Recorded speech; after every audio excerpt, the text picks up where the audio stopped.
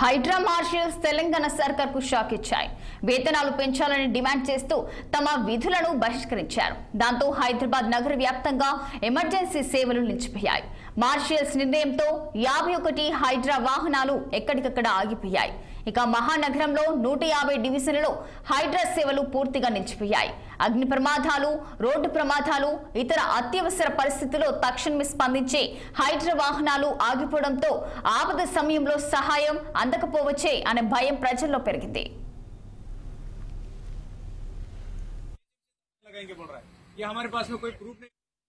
Director general ఆదేశం ప్రకారం తమకు 45,000 ఇవ్వాలని హైడ్రా అధికారులని ఆ నిబంధనలు పాటించడం లేదని మార్షల్స్ ఆవేదన వ్యక్తం చేశారు.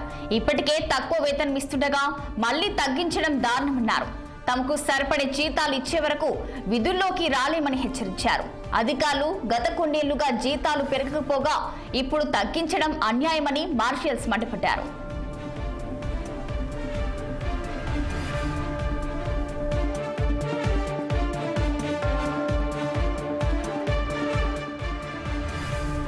హైడ్రా ఉద్యోగులకు వేతనాల్లో 7,000 తగ్గిస్తూ ఇటీవల కాంగ్రెస్ సర్కార్ జీవో విడుదల చేసింది.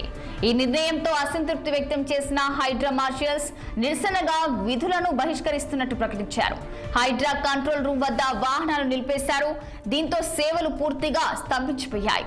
మార్షల్స్ విధుల్లోకి రాకపోవడంతో ఆ ప్రభావం స్పష్టంగా కనిపించింది.